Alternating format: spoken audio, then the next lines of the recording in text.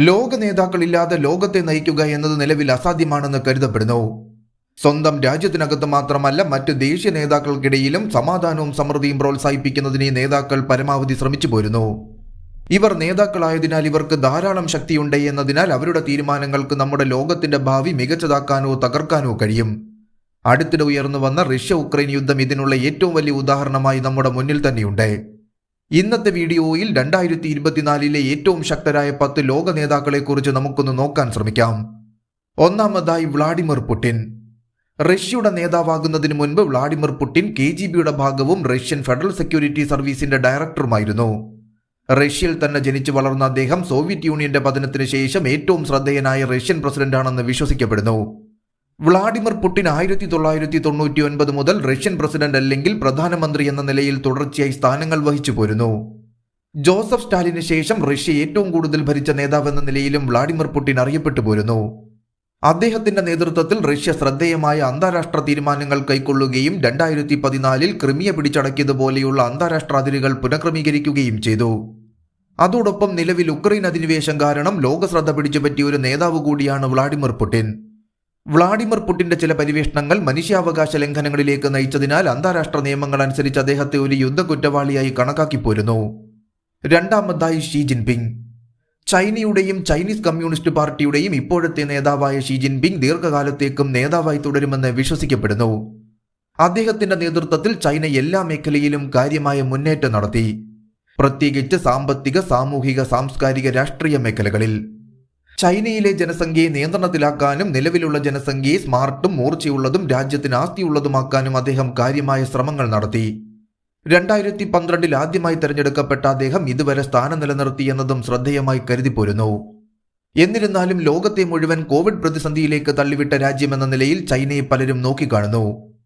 അതോടൊപ്പം India, Taiwan, Philippines ഉൾപ്പെടെയുള്ള രാജ്യങ്ങളോടുള്ള അതിക്രമങ്ങൾ കാരണം ചൈനയുമായി മിക്ക രാജ്യങ്ങളും ശത്രുതയിൽ തുടർന്നു പോരുന്നു. ഇതിനെല്ലാം കാരണം ഷീ ജിൻപിങ്ങിന്റെ അധികാരമോഹമായതിനാൽ ലോകരാജ്യങ്ങളുടെ ശത്രുത വരുത്തിവെക്കുന്നതിൽ അദ്ദേഹം പ്രധാന പങ്ക് വഹിച്ചു പോരുന്നു. മൂന്നാമതായി ജോ ബൈഡൻ. ഡെമോക്രാറ്റായ ജോ ബൈഡൻ അമേരിക്കൻ ഐക്യനാടുകളുടെ 46ാമത് പ്രസിഡന്റാണ്.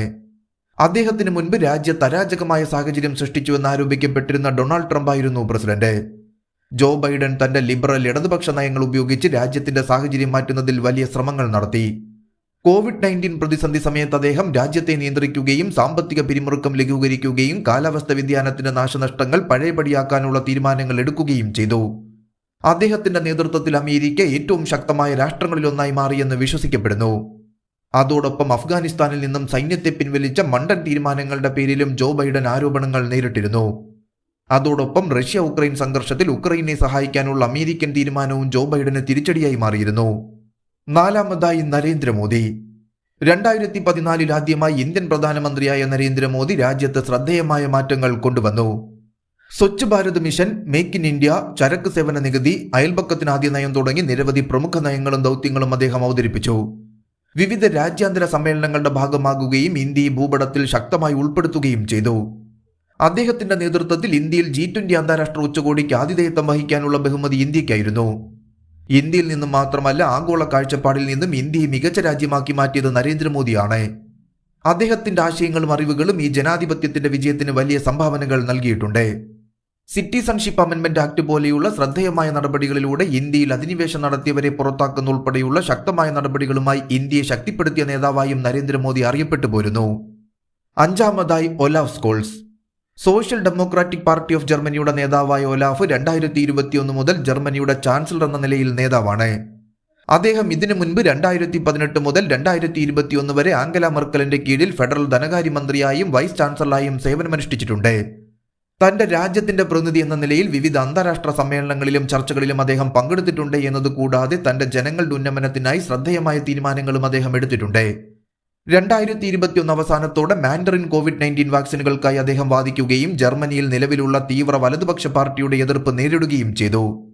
International monetary fund, European investment bank, Asian infrastructure investment bank തുടങ്ങി നിരവധി അന്താരാഷ്ട്ര സംഘടനകളുടെ ഭാഗമായും അദ്ദേഹം പ്രവർത്തിച്ചിട്ടുണ്ട്.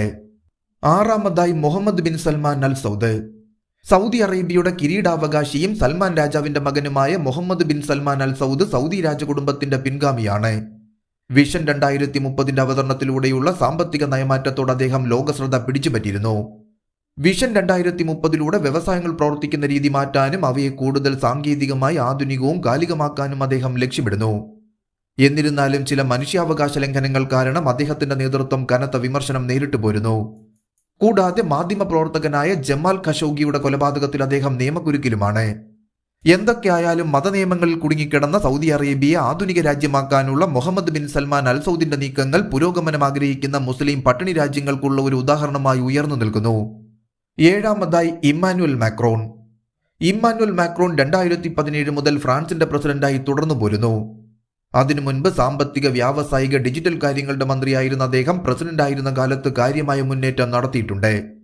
Mexico, United kingdom, Lebanon, Denmark, Finland തുടങ്ങിയ രാജ്യങ്ങളിൽ നിന്നും അദ്ദേഹത്തിന് അന്താരാഷ്ട്ര പുരസ്കാരങ്ങളും ബഹുമതികളും ലഭിച്ചിട്ടുണ്ട്.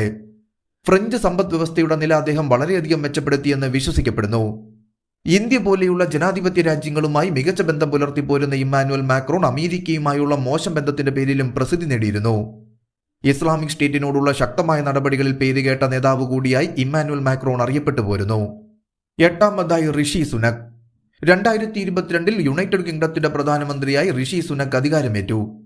കൺസർവേറ്റീവ് പാർട്ടിയിൽപ്പെട്ട ആ പദവിയിലെത്തുന്ന ആദ്യ ഏഷ്യൻ ബ്രിട്ടീഷ് വ്യക്തി കൂടിയാണ് അദ്ദേഹം.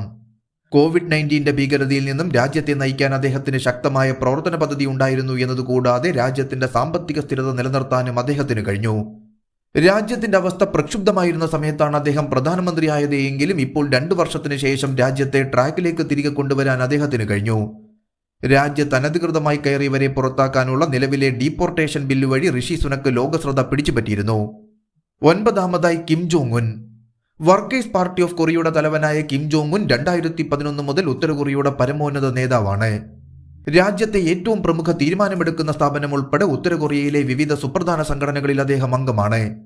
അദ്ദേഹം ഒരു ഏകാധിപത്യ ഭരണം നടത്തുന്നതിനാൽ അദ്ദേഹം ഐക്യരാഷ്ട്രസഭയുടെ കടുത്ത വിമർശനത്തിന് വിധേയനായിരുന്നു. വിചിത്രമായ മണ്ടൻ തീരുമാനങ്ങളിലൂടെ ലോകശ്രദ്ധ പിടിച്ചുപറ്റിയ ഒരു നേതാവ് കൂടിയാണ് കിം ജോങ് ഉൻ. ആണവായുധങ്ങൾ ഉൾപ്പെടെയുള്ള ആയുധങ്ങൾ കൈവശമുള്ള നോർത്ത് കൊറിയയുടെ നേതാവായതിനാലും എന്ത് മണ്ടൻ തീരുമാനങ്ങൾ എടുക്കാനുള്ള നേതാവുമായതിനാലും ലോകത്തിലെ ശക്തമായ നേതാക്കളിൽ ഒന്നായി കിം ജോങ് ഉന്നിനെ കണക്കാക്കി പോരുന്നു. 10-ാമതായി ബെഞ്ചമിൻ നെതന്യാഹു. 2022 മുതൽ ഇസ്രായേൽ പ്രധാനമന്ത്രിയായി സേവനമനുഷ്ഠിക്കുന്ന ശക്തമായ നേതാവായി ബെഞ്ചമിൻ നെതന്യാഹു അറിയപ്പെട്ടു പോരുന്നു. മൊത്തം 16 വർഷത്തിലേറെ സേവനമനുഷ്ഠിച്ച നെതന്യാഹു ഇസ്രായേലിന്റെ ചരിത്രത്തിൽ ഏറ്റവും കൂടുതൽ കാലം പ്രധാനമന്ത്രിയായിരുന്ന വ്യക്തി കൂടിയാണ്. 1984-88 കാലയളവിൽ നെതന്യാഹു ഐക്യരാഷ്ട്രസഭയിലെ ഇസ്രായേൽ അംബാസിഡറായിരുന്നു. 1993 ലിക്കുഡിന്റെ ചെയർമാനായി തിരഞ്ഞെടുക്കപ്പെട്ട ശേഷം പ്രതിപക്ഷ നേതാവായി നെതന്യാഹു പ്രശസ്തിയിലേക്ക് ഉയർന്നു. 1996 പൊതുതെരഞ്ഞെടുപ്പിൽ നെതന്യാഹു ജനകീയ വോട്ടിലൂടെ നേരിട്ട് തിരഞ്ഞെടുക്കപ്പെട്ട ആദ്യത്തെ ഇസ്രായേലി പ്രധാനമന്ത്രിയും ഇസ്രായേലിന്റെ ഏറ്റവും പ്രായം കുറഞ്ഞ പ്രധാനമന്ത്രിയുമായി. ഇസ്രായേലിന് എല്ലാ കാലത്തും ഭീഷണിയായ ഹമാസ് തീവ്രവാദികളെ പൂർണ്ണമായും ഇല്ലാതാക്കുമെന്ന് അതിശക്തമായി വ്യക്തമാക്കിയ നേതാവ് കൂടിയാണ് നെതന്യാഹു.